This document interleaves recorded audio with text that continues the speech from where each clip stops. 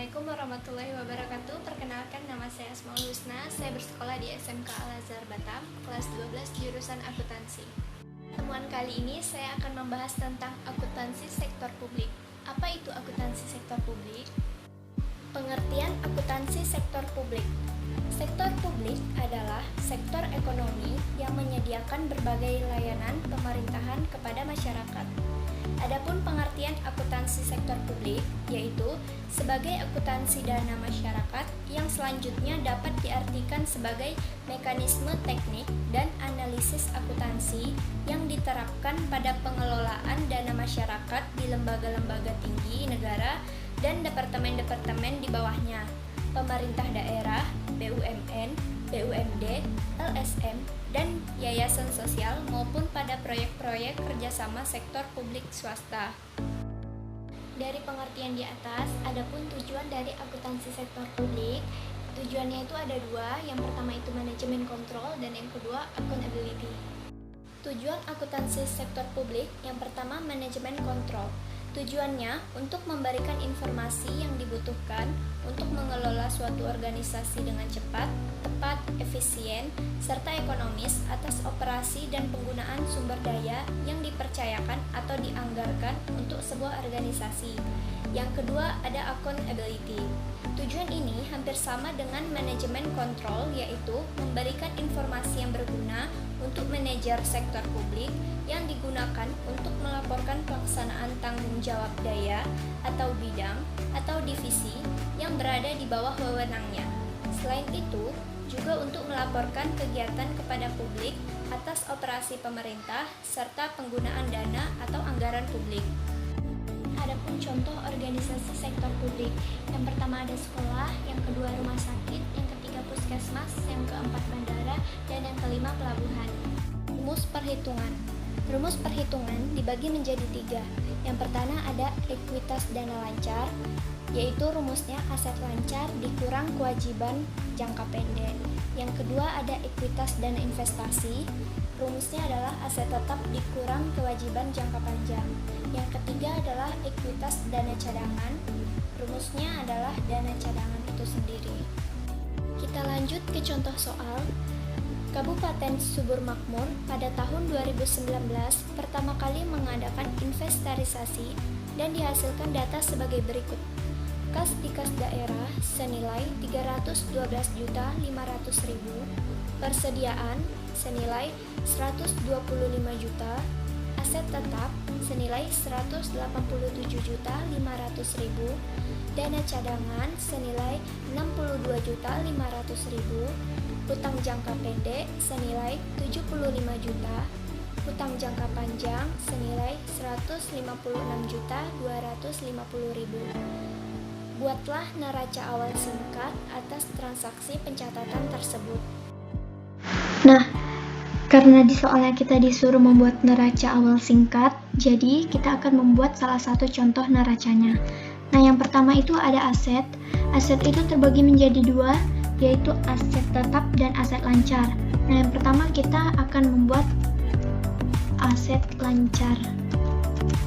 Nah, aset lancar itu ada kas di kas daerah, itu senilai 312.500.000.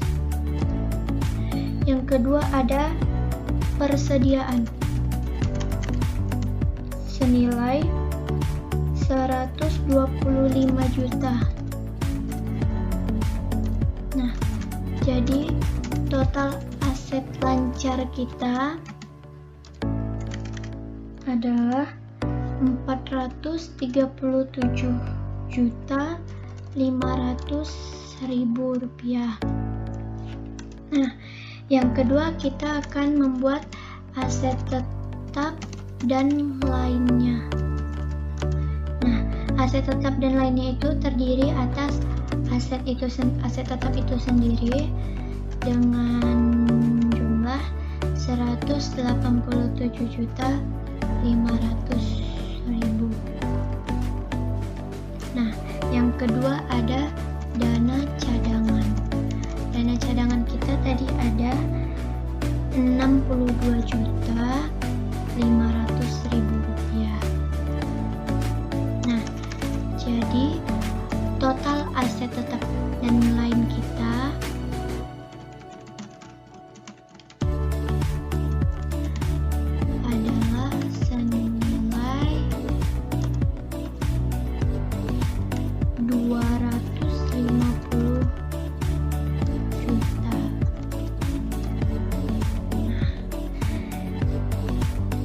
Selanjutnya itu tuh di samping sebelah kanan ada kewajiban dan ekuitas dana. Namun sebelumnya kita harus mencari dulu EDL, ED, dan EDC-nya. Nah, yang pertama itu ada EDL, yaitu ekuitas dana lancar. Itu rumusnya aset lancar dikurang kewajiban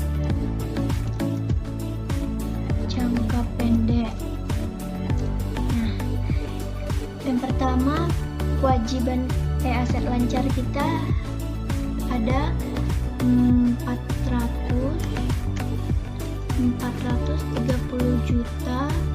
37.500.000. Nah, dikurang dengan kewajiban jangka pendek kita ada di soal itu senilai 75 juta. Nah, jadi totalnya adalah 362.500.000. Nah, selanjut kita cari EDI-nya, ekuitas dana investasi. Nah, rumusnya adalah aset tetap dikurang kewajiban jangka panjang. Nah, aset tetap kita tadi setelah kita cari ada 250 juta dikurang sama kewajiban jangka panjang kita ada di soal itu 156.250.000. Nah, jadi total ekuitas dana investasi kita adalah 31.250.000. Nah, lanjut kita cari yang ketiga yaitu ekuitas dana cadangannya ya. Nah, itu rumusnya hanya satu yaitu dana cadangan. Dana cadangannya sudah diketahui di soal yaitu senilai 62.500.000. Nah,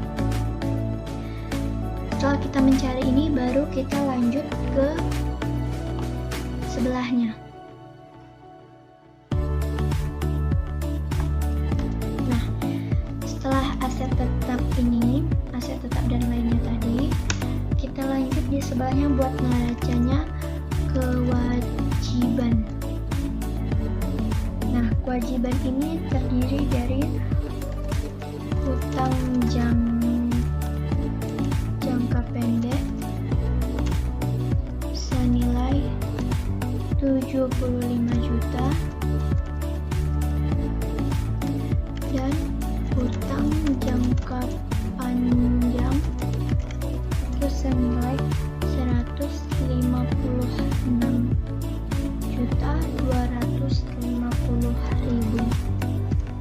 Nah, total kewajiban kita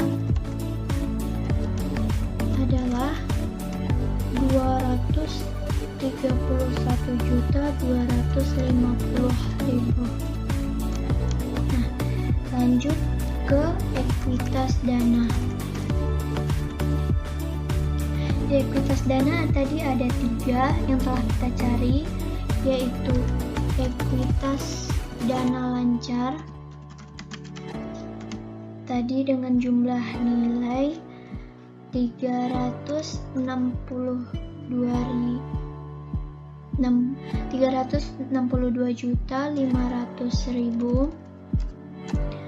Terus ekuitas dana investasinya senilai 31.250.000.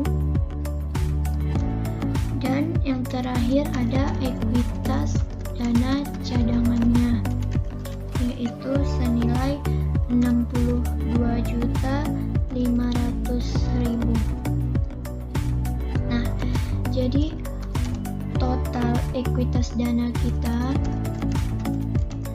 adalah senilai 456.250.000 rupiah. Nah, jadi yang terakhir di bawah ini kita buat kesimpulannya, yaitu jumlah aset kita, jumlah aset lancar digabung dengan aset tetap lainnya itu dijumlahkan menjadi 687.500.000 rupiah. Sementara jumlah dari kewajiban dan ekuitas dana,